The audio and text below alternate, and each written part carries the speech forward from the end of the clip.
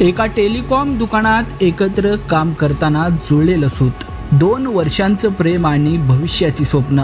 पण कोणाला ठाऊक होतं की याच प्रेमाच्या आणाभाकांचा शेवट इतक्या क्रूर पद्धतीने होईल. बंगळुरूच्या अंजानपुरा भागातील एका बंद खोलीत जे घडलं ते ऐकून कोणाचंही काळीज हादरल्याशिवाय राहणार नाही. 27 वर्षांची प्रेरणा आणि तिचा प्रियकर किरण यांच्यातील नात्यामध्ये गेल्या काही काळांपासून ठिणगी पडलेली होती.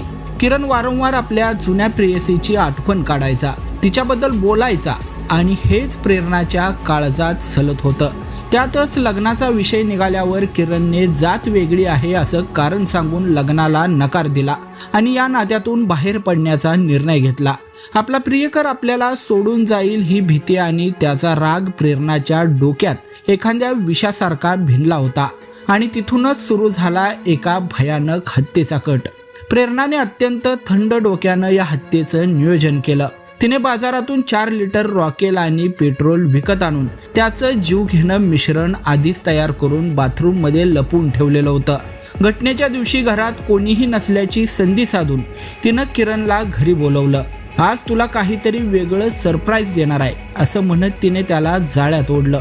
किरण घरी आल्यावर तिने त्याला वेस्टर्न स्टाईलने प्रपोज करण्याचा बहाणा केला. किरणला सुरुवातीला हे सगळं विचित्र वाटलं. त्याने तिला याबाबत विचारलं सुद्धा, पण प्रेरणाने आपल्या गोड बोलण्याने त्याचा विश्वास संपादन केला. तिने त्याला कपडे काढायला लावून एका खुर्चीवर बसवलं. त्याचे हातपाय घट्ट बांधले आणि डोळ्यांवर रुमालाची पट्टी बांधली. किरणला वाटलं की हे प्रेमाचं एखादं नवं नाटक आहे. पण पुढच्याच क्षणी प्रेरणाने बाथरूममधून ते पेट्रोल रॉकेलचं मिश्रण आणलं आणि त्याच्या अंगावर ओतून त्याला जिवंत पेटवून दिलं.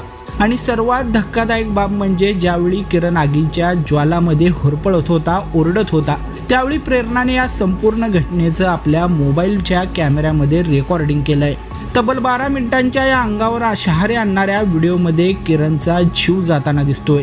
पोलिसांनी प्रेरणाला बेड्या ठोकल्या असून तिच्या मोबाईलमधील ते रेकॉर्डिंग आता हत्येचा सर्वात मोठा डिजिटल पुरावा ठरलाय. प्रेमात मिळालेला नकार आणि जुन्या प्रेयसीबद्दलची चीड एका तरुणीला इतक्या टोकाच्या थराला नेऊ शकते, या कल्पनेनंच आज संपूर्ण बंगळुरू शहर सुन्न झालंय.